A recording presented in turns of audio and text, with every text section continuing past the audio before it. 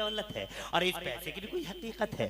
आज जनाब वाला पैसे के नशे में चूर है आदमी, पैसे के नशे में चूर है आदमी। हाय हाय पैसा पैसा पैसा पैसा, और पैसे के चक्कर में वो ऐसे ऐसे काम हो रहे हैं आज पैसे के लिए जनाब वाला। हमारे समाज के अंदर हमारे समाज की दशा ही बदल गई है। शादियों का मौका देख लो तुम, शादियों का मौका, ये पैसों की जनाब पैसों का घमंड ही तो है कि आदमी शादी के मौके पे क्या क्या कर रहा है। हजरात मोहतरम कैसी कैसी महंगी शादियां करवा दी, पैसे का गुरूर। अरे पैसे का गुरूर क्या करते हो तुम, पैसे की हकीकत जानते नहीं हो तुम जनाबे वाला। पैसे की हकीकत इतनी है, क्या तुमने आंखों से देखा नहीं कि 7 नवंबर को करोड़पति और 9 नवंबर को कटोरापति। ये है हैसियत जनाब वाला पैसे की।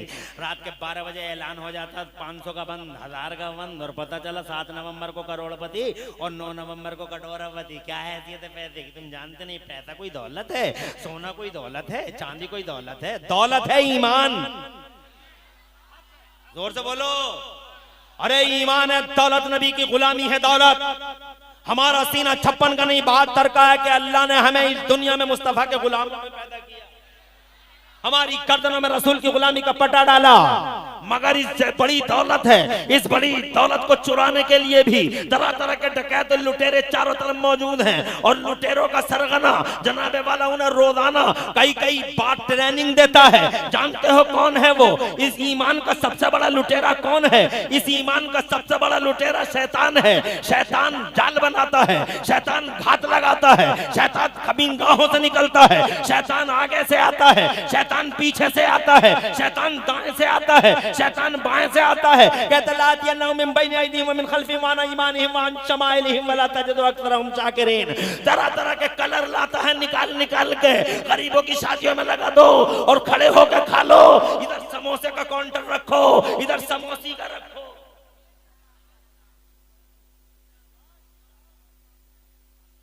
और ये मौलवी क्या चीज होते हैं, ये मौलवी क्या चीज होते हैं, मौलवी इमाम क्या होता है जनाबे वाला। ये नमाज कभी कभी ऐसा कहता है, हदीस में मैंने पढ़ा है, कभी कभी कहता है मुझे किसने पैदा किया? कहा अल्लाह ने। कहा तुझे किसने पैदा किया? कि अल्लाह ने। कि इस बस्ती को किसने पैदा किया? कि अल्लाह ने। बड़ा खतरनाक होता है, शैतान किधर से आ जाए पता नहीं चलता और किस हाल में आ जाए पता नहीं चलता है जनाब वाला।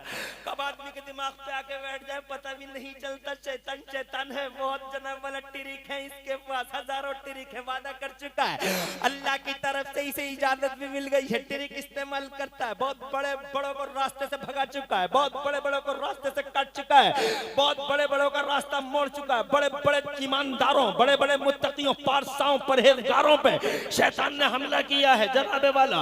हजरत मोहतरम और बड़े बड़े इसके हमले पे जनाब चले भी गए हैं। मगर हजरत मोहतरम जिन पे बुजुर्गों का फैजान होता है और जिन पे जनाबे वाला अल्लाह वालों की नजर रहमत और नजर करामत होती है, उनका ईमान अल्लाह की कसम बच जाया करता है। इस ईमान को बचाने के लिए जनाबे वाला हमें एक कदम उठाना होगा। अल्लाह का हुक्म है ईमान बचाओ, इस दौलत को बचाओ, शैतान से बचो और बचाओ। कहा कैसे बचाओगे? कहा गौसे आजम को, गरीब नवाज को आइडियल मान लो, ईमान बच जाएगा। इन्हें इन्हें इन्हें इन्हें इन्हें इन्हें मान लो, ये रक्षा और सुरक्षा का दायरा बढ़ा देंगे। ये जानते हैं शैतान के कौन कौन से ट्रिक होते हैं, इब्लीस के ट्रिक क्या है, अज़ाज़ील की तदबीर क्या है, इसको गौसे आजम जानते हैं तुम नहीं जानते। बारीकियों में वो जानते हैं तुम नहीं जानते। किस किस तरफ से घात लगा के आ सकता है तुम नहीं जानते। दुनिया में तुम्हारा ईमान बचा लेंगे और खुदा की कसम ऐसे बचाते हैं, ऐसे बचाते हैं। और अगर तुम मुझसे एक मिसाल चाहते हो तो मिसाल भी देके चला जाता हूँ। इजाजत हो तो बावाज़े बुलंद कह दो सुभान अल्लाह। बहुत बड़ा मौलवी पड़ा है आज बिस्तरे मर्ग पे, सारी दुनिया को हिला चुका है ये मौलवी। इल्म का पहाड़ है ये मौलवी, फजल का इमाम है ये मौलवी, मौलवियों की दशाएं और दिशाएं बदलने वाला मौलवी। बड़ा इनकलाबी मौलवी है, बड़ा नामवर है, बड़ा कदावर है, बहुत इल्म है इसके पास, सारी दुनिया में हंगामा है इसका, इल्म के इसका हंगामा है। चारों तरफ इसका नाम इतना रोशन है, चराग जनाबे वाला इसी के जलते हैं चारों तरफ, तूती बोलती हैं। और जनाब वाला जिधर देखो इसी का नाम आता है। जिस पत्थर को उठा के देखो हर पत्थर के नीचे यही निकलता है। इस मौलवी को जानते हो कौन सा मौलवी है ये? शान वाला मौलवी, इज्जत वाला मौलवी, ताकत वाला मौलवी, खुदा की कसम अल्लाह की रहमतों और बरकतों का पाया हुआ मौलवी। जरा जोर से कहो सुभान अल्लाह। तो मौलवियों को जनाबे वाला नफरत और हकारत की नजरों से कभी नहीं देखना। शान वाला आलिम है, इज्जत वाला आलिम है, हजारों लोगों को राह रास्त पर ला चुका है अब तक। नाम है सैयदना इमाम फखरुद्दीन राजी। जोर से बोलो, जोर से, और जोर से बोलो। इल्म की दुनिया में हंगामा है इसके नाम का जनाब वाला। बहुत बड़ा साइंटिस्ट भी है, बड़ा फलासफर भी है, मगर जनाब जब अल्लाह की रहमत की तरफ चला, तबीयत खराब हुई, बिस्तर मर्ग पे लेट गया। जब उस बिस्तर पे वो बड़ा आखिरी वक्त बड़ा मुहीब मंजर होता है।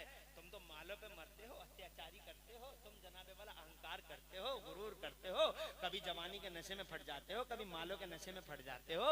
हजरत हालांकि मालों के नशे में फटना कोई माना रखता? उस्मान गनी के पास इतना पैसा तुम्हारे पास रखा ही क्या? कितना पैसा होगा? 10 लाख, 50 लाख, ज्यादा 60 लाख, 70 लाख, 1 करोड़ होगा। एक पिलटिया ले ली होगी तुमने कहीं इधर उधर हाफिजगंज में। अरे नवाबगंज में एक पिलटिया ले ली होगी और क्या करा होगा? बरेली में ले लिया होगा जरा छोटा सा सोगस का पिलाट। अरे तुमने जनाबे वाला है ही क्या तुम्हारे पास या मेरे पास? सैयदना उस्मान गनी दुनिया का सबसे बड़ा सेठ है, और ऐसा सेठ है कि दुनिया के सेठों का सिस्टम देखो। ये टाटा है, ये बाटा है, ये इरला है, ये बिरला है, ये अंबानी है, ये अडानी है। जब तक जिंदा है बैंक में करंट अकाउंट जिंदा है, जिस दिन खत्म उस दिन इनका करंट अकाउंट भी खत्म हो जाएगा। ऐसा सिस्टम है दुनिया का। कंपनी है तो करंट अकाउंट है, सेठ है तो करंट अकाउंट है, मगर दुनिया का पहला सेठ है उस्मान। जोर से बोलो, जोर से। कुरान से फाइनेंस सीखता है, कुरान से इकोनॉमी सीखता है, कुरान से इक्तिसाद सीखता है, और कुरान से बिजनेस सीखता है। इतना पैसा कमाया सैयदना उस्मान गनी ने, इतना पैसा कि आज 56 अरब 63 अरब डॉलर से लोग दुनिया की रिचेस्ट पर्सनालिटीज कहलाते हैं, मगर उस्मान गनी के पास सवारी के जानवर ही 76 अरब डॉलर से ज्यादा के थे। कैश रह गया एक तरफ, गुलाम रह गए एक तरफ, और 9 मन यानी 4.5 क्विंटल सोना रह गया एक तरफ। एक तोला 55,000 का है आज।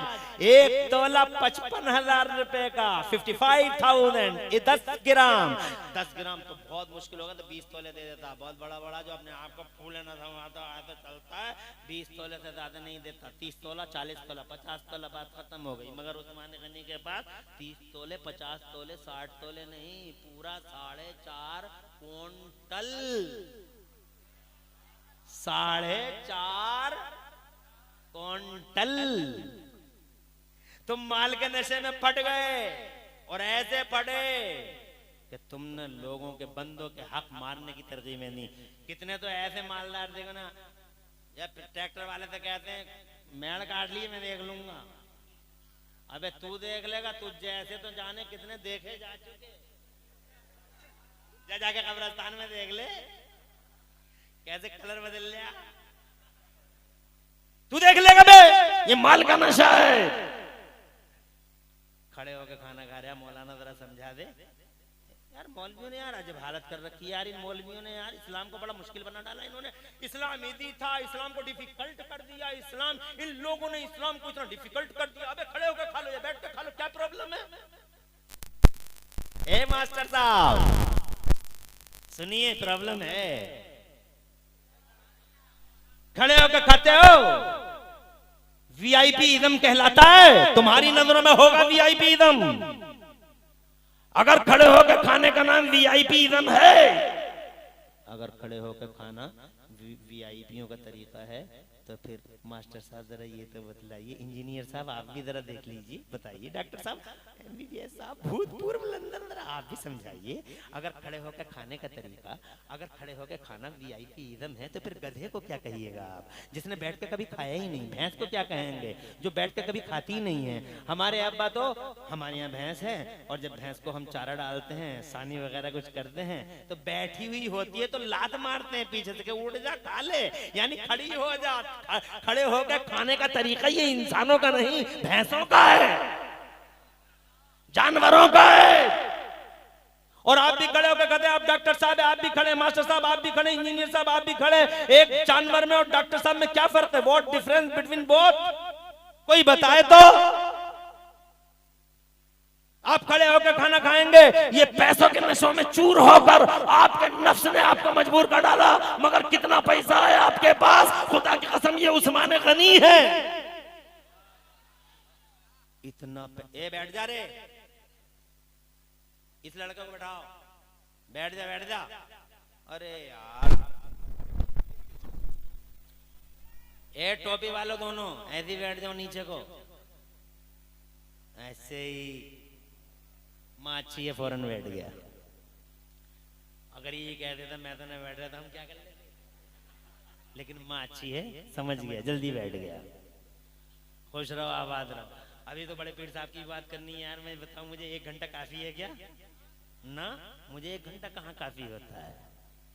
मैं तो माइक पे आके चिपक गया तो चिपक गया नहीं, मगर मेरे पीछे मेरे मेहमान हैं, हमें सबका खैर मकदम करना है और सबका साथ। मैं उनकी तरह नहीं हूं कि माइक से चिपक गए, देखते तक नहीं है कि पीछे कोई बैठा है नहीं बैठा है। और मेरे साथ आए दिन ऐसी हरकतें होती रहती हैं। खैर, अल्लाह ताला हुजूर का सदक़े इस जलसे को कबूल फरमाए। मैं ये कहना चाहता था, बहुत मुख्तसर में कह दूं। सैयदना उस्मान गनी के पास इतना पैसा, मगर उनका तरीका एक सुन लो। मस्जिद में गए हैं, ये मस्जिद में गए हैं सैयदना उस्मान गनी, इतने बड़े मालदार हैं, जमाने के सेठ हैं। दुनिया के सेठ मर जाते हैं, करंट अकाउंट मर जाता है, मगर दुनिया का पहला सेठ है उस्मान के विसाल फरमाए, यानी पर्दा फरमाया। तकरीबन 1400 साल हो गए, मगर आज भी सऊदी अरब की म्यूनिसिपैलिटी में मेरे उस्मान गनी का करंट अकाउंट चल रहा है। तुम कहते हो कुरान पढ़ने वाला पीछे रह जाता, कुरान पढ़ने वाला पीछे रह जाता। मैं कहता हूँ कुरान पढ़ने वाला आज भी आ गए, मगर तुमने तो पढ़ा ही नहीं कुरान, तुम तो समझे ही नहीं कुरान की हैसियत को। अरे कुरान पढ़ने वाला कल भी आ गया था, और कुरान पढ़ने वाला। और अगर तुम मुझसे कहो कि इमरान हनफी साहब दौरे हाजिर में, करंट डेज में, ये बताइए, करंट डेज में बताइए कोई आदमी ऐसा है जिसने कुरान पढ़ा हो और सबसे आगे गया हो। मैं कहूंगा हाँ, करंट डेज में भी मेरे पास एक मिसाल है, और यही करीब की मिसाल है, ज्यादा दूर की मिसाल नहीं है। एक शख्स है, बहुत जबरदस्त आलिम है, अल्लाह का वली है, जबरदस्त आलिम है, आलिमों का आलिम, फकीहों का फकीह, मुदब्बिरों का मुदब्बिर, कंजुल मुहक्किकीन और इमामुल मुहक्किकीन का ये नाम तो मैं बाद में लूंगा, मगर आप समझ तो गए होंगे। एक शख्स है भारत का,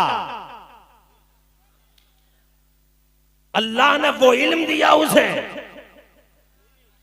कि उसने 56 इल्मों में 1200 किताबें लिख के इतिहास रच दिया। मगर खुदा गवाह है,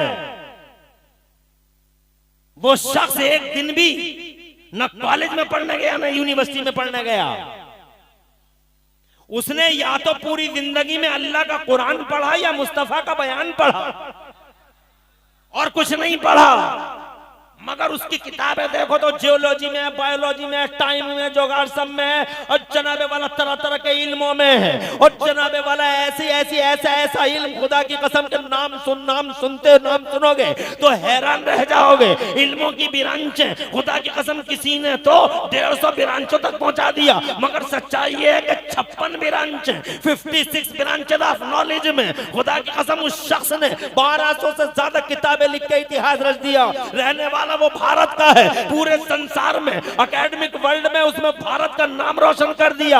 आज भी उसकी किताब, उस भारतीय आलिम की किताब आज भी जनूबी अफ्रीका की कोर्ट में चलती है, और कोर्ट में मुसलमानों के मसाइल उसी शख्स की किताब को देख देख के हल किए जाते हैं। भारत के आलिम ने खुदा की कसम संसार में भारत का नाम रोशन कर दिया। भारत का नाम रोशन करने वाला सारे संसार और जगत में जानते हो वो कौन आलिम है? शेखुल इस्लाम वल मुस्लिमीन, आयतुम मिन आयात रब्बिल आलमीन, मौजज़ा मिन मौजज़ात सय्यदुल मुरसलीन, हिब्रे तमतम बैरे कमकम अलमे अलामने अयान, फरीद अवान वहीद ज़मान आला हज़रत मुजद्दिद दीन व मिल्लत, इमाम अहले सुन्नत हुजूर सैयदना इमाम अहमद रज़ा मुजद्दिद मुहद्दिस बरेलवी है।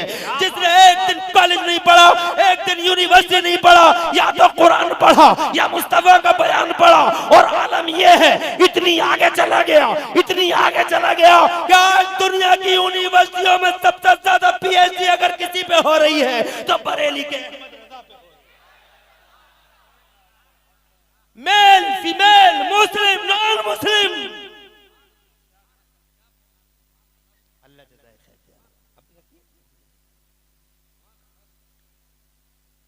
परेशान तो नहीं हो? ये दौरे हाजिर का एक किरदार देख लो। तुम तो बरेली के हो, खुश नसीब हो, यू आर लकी, बहुत महान लोग हो, बहुत महान हो। हम तो मुरादाबाद के हैं मगर फख्र करते हैं। मुरादाबाद का बाद में बताते हैं, पहले बरेली वाला बताते हैं।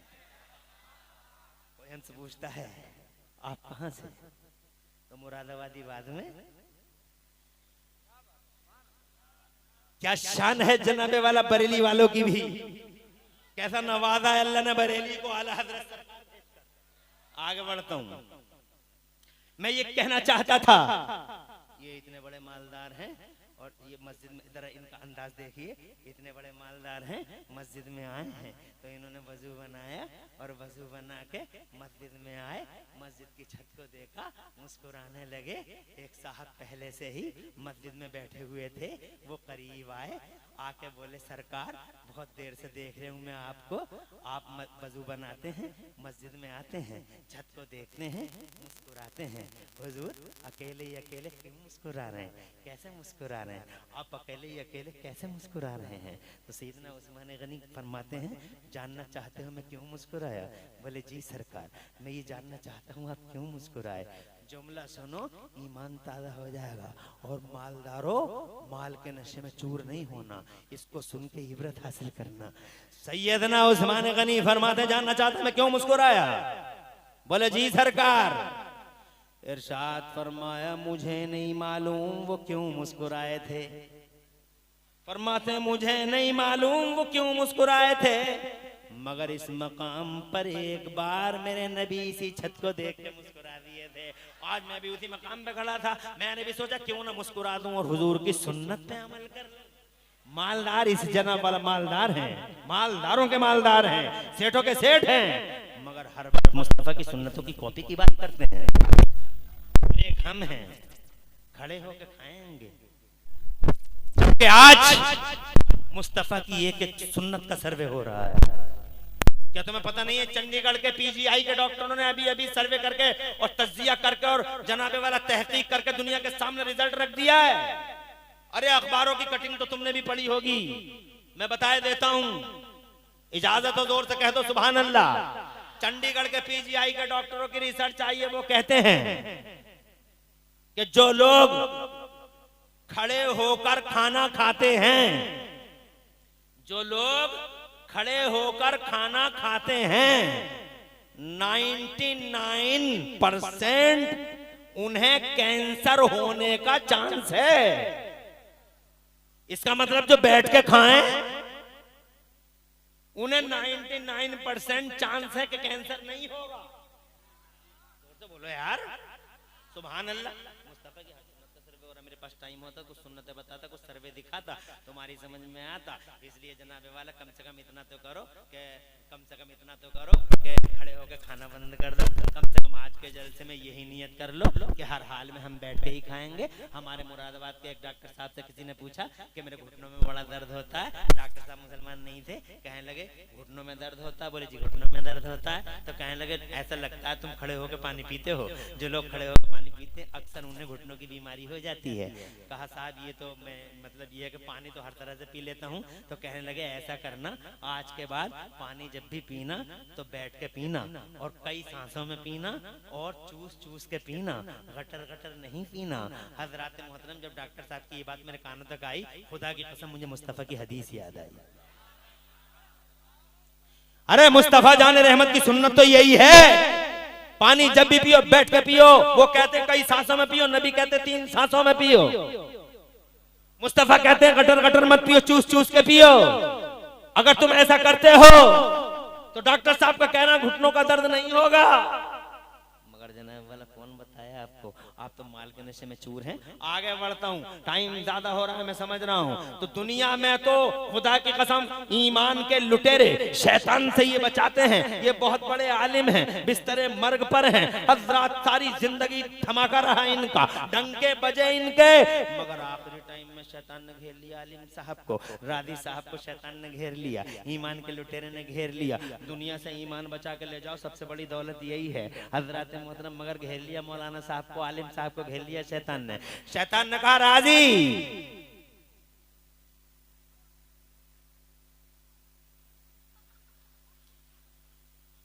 शैतान ने कहा राजी। अभी कोई घबराहट नहीं हो रही? ये बताओ अल्लाह एक है या कई एक हैं? अरे वो बोला यार, शैतान बोला राजी साहब से, अल्लाह एक है या कई एक हैं?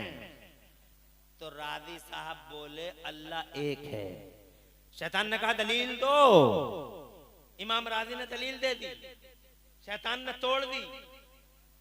इमाम राजी ने दूसरी दे दी, अल्लाह एक ही है और ऐसे है, दूसरी दलील। शैतान ने दूसरी भी तोड़ दी, रादी साहब ने तीसरी दे दी, शैतान ने तीसरी भी तोड़ दी। रादी साहब दलीलें देते रहे, शैतान तोड़ता रहा, क्योंकि शैतान तो बहुत इल्म वाला है ना। शैतान को तुम कम समझ रहे हो क्या? शैतान फरिश्तों का टीचर रहा है, शैतान जन्नत में फरिश्तों का टीचर रहा है, फरिश्तों का टीचर। जब हजरत आदम को सजदे का ऑर्डर हुआ तो ये भी था वहीं पे।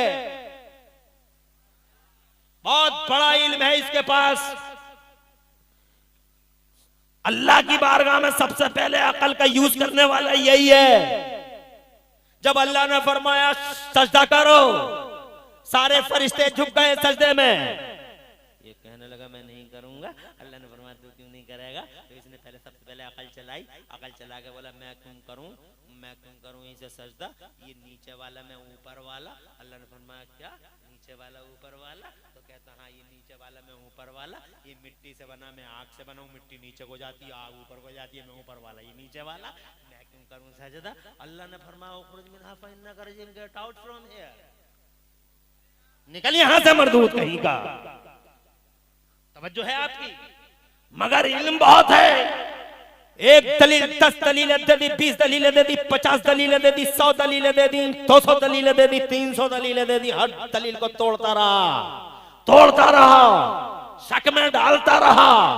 आखिरी वक्त है, अगर यही टाइम बच गया आदमी तो बच गया, और नहीं बचा तो सारी जिंदगी का जनाबे वाला, सारी जिंदगी का मामला इधर उधर हो गया। इसीलिए तो मैं कहता हूँ, कोई आदमी कहता है मेरा एक बेटा डॉक्टर है, मेरा एक बेटा मास्टर है, मेरा एक बेटा टर्टर है, मेरा बेटा एक टर, मेरा मास्टर टर्टर, मेरा एक बेटा डॉक्टर, एक बेटा मास्टर टर्टर, मेरे बेटे बहुत, मेरा एक बेटा मुंबई में रहता है, एक बेटा लंदन में रहता है। बहुत जनों अपनी हिस्ट्री बताता है कि मैं बहुत कामयाब हूँ। अरे कामयाब मास्टर हो या डॉक्टर हो,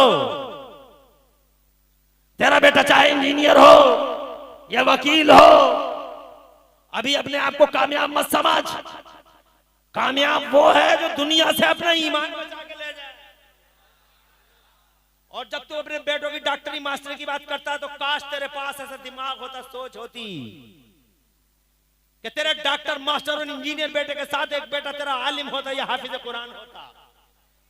जब तू मर रहा होता, जब तू मर रहा होता तो तेरा आलिम हाफिज बेटा तुझे सूरह यासीन सुना रहा होता। जब तू कब्र में दफन हो गया होता तो तेरे डॉक्टर तेरे मास्टर बेटे को शर्म आती है। तेरा डॉक्टर बेटा मास्टर बेटा हो सकता है लंदन बहुत दूर है, आ सके नहीं आ सके, हो सकता है बंबई से आया ना आया, मगर तेरा आलिम बेटा तेरा हाफिज बेटा, लोगों ने तुझे मनो मिट्टी के नीचे दफन कर दिया, मिट्टी के नीचे दफन करके तुझे रुखसत हो गए, मगर तेरा आलिम बेटा तेरा हाफिज बेटा तेरे सराहने बैठ जाता और सराहने बैठ के आंखों में आंसू ला के पढ़ता रहता ला इलाहा इल्लल्लाह मुहम्मदुर रसूलुल्लाह, ला इलाहा इल्लल्लाह मुहम्मदुर रसूलुल्लाह। खुदा की कसम अगर तू होता या तेरी बीवी होती, यानी आलिम का बाप होता या आलिम की माँ होती, खुदा की कसम पहली बार गई है कब्र में, हो अल्लाह का अंधेरा है, फिर ऊपर से वो फरिश्ते हैं जिन फरिश्तों का हाल ही अजब है, देख जाओ तो डर जाओ, जिनके लंबे लंबे दांत, जिन दांतों से जमीन को फाड़ते हुए कब्र में आते हैं, लंबे लंबे बाल घसीटते हुए चलते हैं, बड़े अजीब से चेहरे हैं। आए और जनाबे वाला जैसे ही वो आए डर गई और डर गया। ऐसी हालत में आलिम बेटा ऊपर बैठा हुआ है कब्र पे और जनाबे वाला हाफिज बेटा बैठा हुआ सरहाने पे। उन्होंने करख्त बुलंद आवाज में जनाब पूछना शुरू कर दिया, मर रब्बो का। एक तो अंधेरा था, ऊपर से उनकी शक्लें ऐसी थी, ऊपर से फिर ये आवाज। हजरत मोहतरम फिर चारों तरफ से उदासियां ही उदासियां हैं। कामयाबी तो ये थी कि ऐसे टाइम में आदमी कामयाब हो जाता तो खुदा की कसम डॉक्टर और मास्टर वो ना कर सका, इंजीनियर और वकील वो ना कर सका जो एक हाफिज कुरान बेटे ने और आलिम दीन बेटे ने कर दिखाया। बे इधर बाप है, इधर माँ है, उधर आलिम बेटा और हाफिज कुरान, ऊपर से कहता ला इलाहा इल्लल्लाह, ला इलाहा इल्लल्लाह, ला इलाहा इल्लल्लाह। माँ ने सुन लिया, मेरा बेटा कह रहा ला इलाहा इल्लल्लाह, ला इलाहा इल्लल्लाह। दिल को चैन मिला, सुकून मिला। फरिश्तों ने कहा तेरा रब कौन है? ऊपर बेटे ने कहा ला इलाहा इल्लल्लाह। माँ सुन रही है और सुनकर कहती है मेरा रब अल्लाह है, जो डॉक्टर न कर सका वो खुदा की कसम खा। कामयाबी समझता है मेरा बेटा डॉक्टर है, मना कौन करता है? डॉक्टर ना बना, इंजीनियर ना बना, जमाने के जितने इल्म हो सके पढ़ा ले। मगर इस हकीकत को मत भूल कि दुनिया से एक दिन जाएगा और जनाबे वाला हालात बड़े बड़े नासाजगार होंगे। हजरत वो बैठा है, इमाम राजी को शक में डालने के लिए कई सौ दलीलें दे दी और कई सौ दलीलें तोड़ दी। जब हजरत इमाम राजी रोने लगे तब उनके पीर साहब बड़ी दूर अपने मुरीदों के बीच में, हजरत नजमुद्दीन कुबरा मुरीदों के बीच में लोटे से वजू बना रहे। उन्हें जलाल आ गया वहां। अब देखो फैजान का फायदा क्या होता है, जोर से बोलो सुभान अल्लाह। अरे फैजान का ये फायदा होता है दुनिया में। लोटा फेंक के दूर मारा और लोटा फेंक के दूर, नजर वाले थे, दिल वाले थे, ऐसे मामूली पीर नहीं थे। आजकल तो पीरों के भी जनाबे वाला सैंपल अलग अलग है।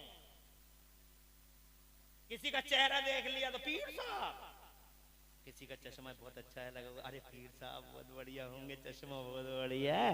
किसी का चेहरा मोटा ताजा तो लेकर पीर साहब बहुत बढ़िया होंगे। हुलिया देख के पीर साहब को तुम नापते हो जनाब, हुलिया देख के। और पीर ऐसे ऐसे पीर अल्लाह अपनी पनाह में रखे।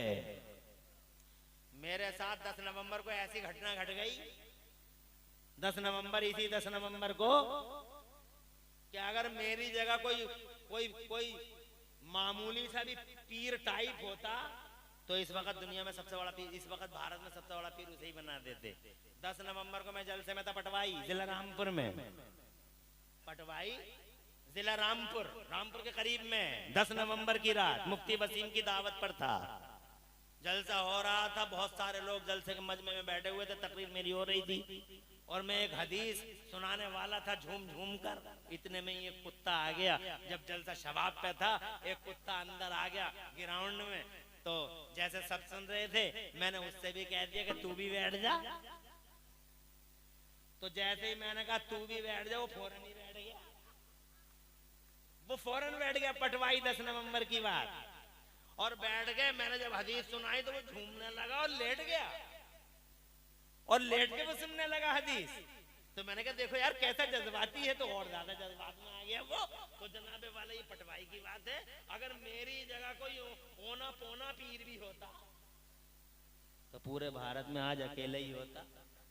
कि हजरत का हुक्म तो कुत्ते भी मानते हैं। कुत्ता आ गया और हजरत ने कह दिया बैठ जा, तो बैठ गया, ऐसे कान दबा के बैठ गया। बात समझ रहे हैं आप?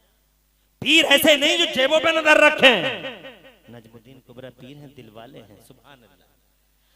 बहुत दूर है, शैतान के नरगे में घिर चुके हैं इमाम राजी। बहुत खतरनाक मुहासरा कर रखा है शैतान ने। कई सौ दलीलें तोड़ दी, रोने लगे इमाम राजी। आखिरी वक्त बड़ी मुश्किल घड़ी है। तो जनाबे वाला हजरत नजमुद्दीन कुबरा ने लोटा फेंक के मारा और जलाल में बावाज़े बुलंद हजारों किलोमीटरों के फासले से इरशाद फरमाया, राजी काय को दलीलें देता है?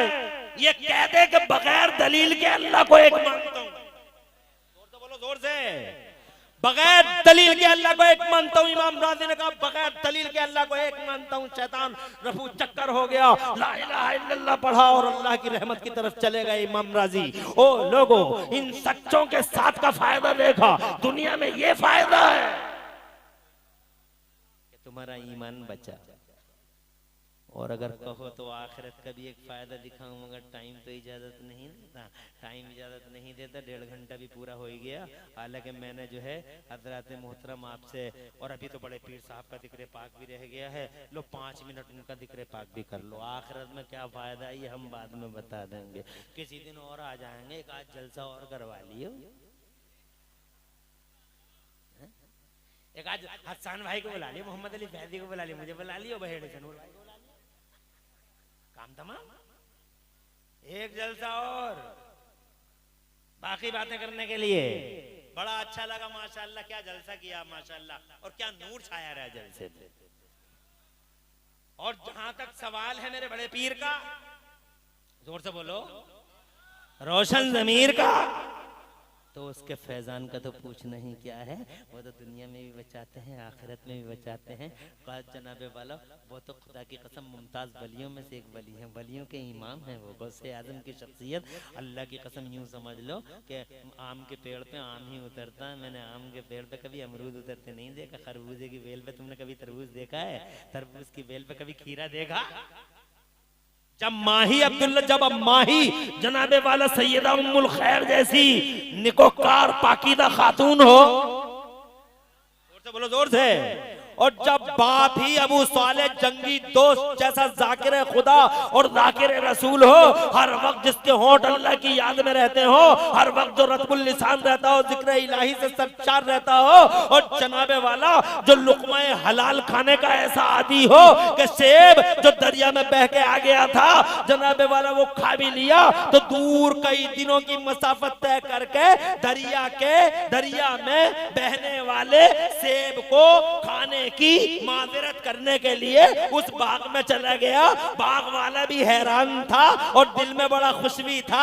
बाग वाला यही तो सोच रहा था कि या अल्लाह तेरा कैसे कैसे शुक्र अदा करूं, जैसे जवान की जरूरत थी मुझे, तूने बैठे ही बैठे मुझे बाग के अंदर ऐसा नौजवान दे दिया। बात तवील है मगर ये कहना चाहता हूं कि वो आए, आने के बाद बोले कि मैंने एक सेब दरिया में बहता हुआ चला गया था आपके बाग का, खा लिया है, माजरत करने आया हूं, माफी मांगने आया हूं। हजरत मोहतरम सोच में पड़ गए, ऐसे भी नौजवान है इस दुनिया के पर्दे पे, बहुत खुश भी हुए, दिल में लड्डू भी फूट रहे, मगर अब बज़ाहिर गुस्सा भी है। तुमने खाया क्यों वो सेब? अब खाया है तो फिर मैं एकदम थोड़ा ही माफ कर दूंगा, पहले तुम मेरे बाग को पानी दो, बाग को पानी दो, जब मेरी मर्जी करेगी माफ कर दूंगा। हजरत एक सेब माफ कराने के लिए कई साल तक वो बाग के पेड़ों को पानी देते रहे। आज हमारी हालत देख लो, एक सेब क्या,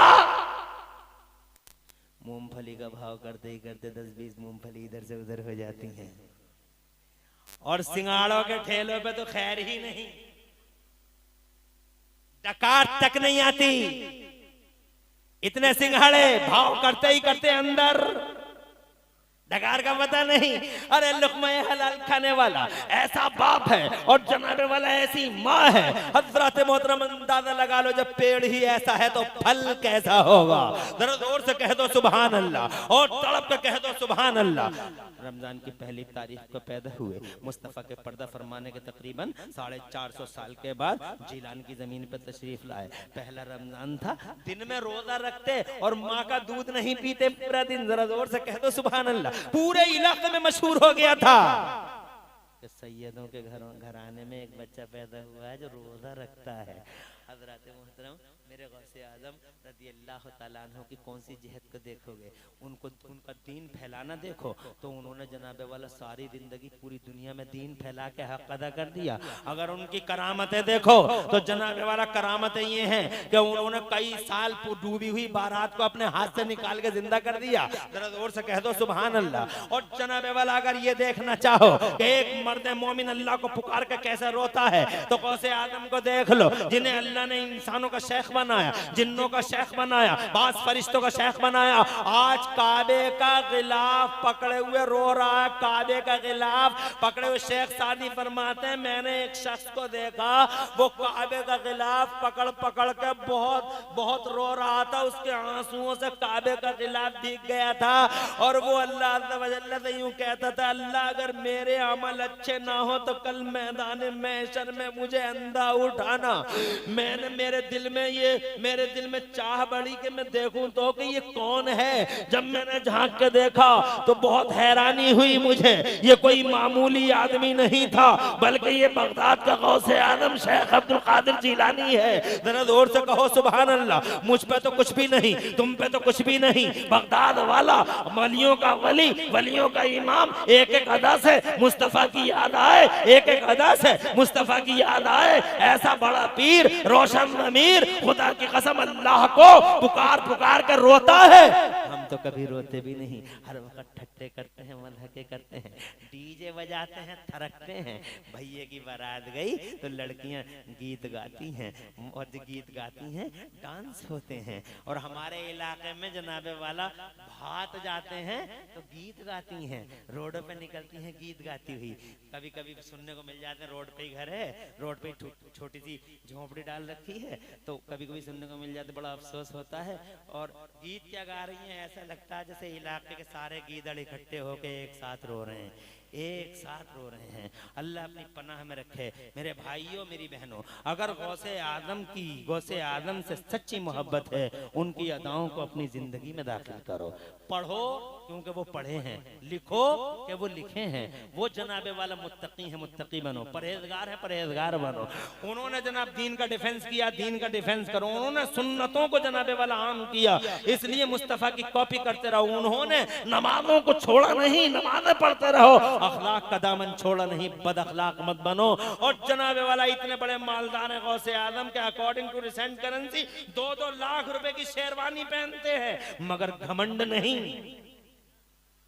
2 लाख की शेरवानी थी वो, जिसे चोर आया था चुराने के लिए, मिलाद पढ़ के जा रहे थे, चोर की नजर पड़ गई, यार शेरवानी अगर मिल जाए तो मजा ही ना आ जाए, इनकलाबी ना आ जाए, जीवन में इनकलाबी ना आ जाए। तो फिर जैसे गौसे आजम चले, पीछे पीछे चोर चला तो दरवाजे में दाखिल हो गया। गौसे आजम रज़ी अल्लाह ताला अन्हु ने शेरवानी उतारी, एक साइड में रखी, चोर भी धीरे से अंदर हो गया। जब उनने चुपके से, जब गौसे आजम थी मशगूल हो गए वजीफों में, तो इसने धीरे से शेरवानी पे कब्जा कर लिया, जनाब वाला कब्जा कर लिया।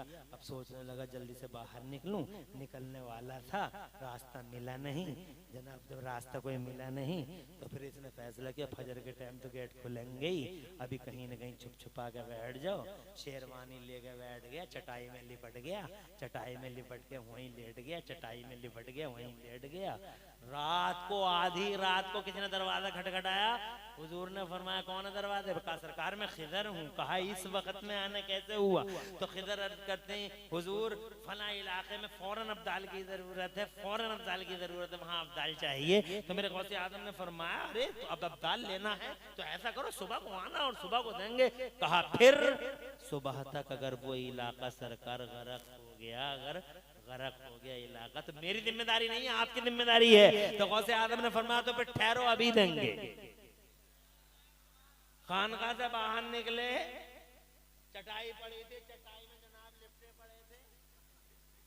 इरशाद फरमाया निकलिए साहब, फला इलाके में जाइए साहब। पहले तो खामोश होगा, किसी और को बुला रहे हैं। फिर सरकार ने फरमाया आप आइए बाहर, आपकी जरूरत है फला इलाके में। तीसरी बार में बोला हुजूर मैं अब्दाल नहीं हूं, चोर हूं। इरशाद फरमाया निकलो तो चोर थे, अब चोर नहीं हो, अब अब्दाल हो। जोर से बोलो, जोर से और जोर से। ये इतने बड़े मालदार जिसे तुम माल कहते हो, जिसे तुम दौलत समझते हो, ये दौलत थोड़ी है हजरत, दौलत तो ईमान की दौलत है। बस हजरत टाइम ज्यादा हो गया, फोन पहुंच जाता है। अल्लाह फजल फरमा दे, पूरी तकरीर में कहीं कोई सबकत लिसानी हो गई, अल्लाह माफ फरमा दे। अक़ुलु क़ौली हज़ा व अस्तग़फिरुल्लाह ली व लकुम। मैं भी पढ़ लूं, आप भी पढ़ लें। ला इलाहा इल्लल्लाह मुहम्मद रसूलुल्लाह। इस्लाम जिंदाबाद, सुन्नियत जिंदाबाद, मसलक आला हज़रत जिंदाबाद जिंदाबाद। अस्सलामु अलैकुम व रहमतुल्लाहि व बरकातहू।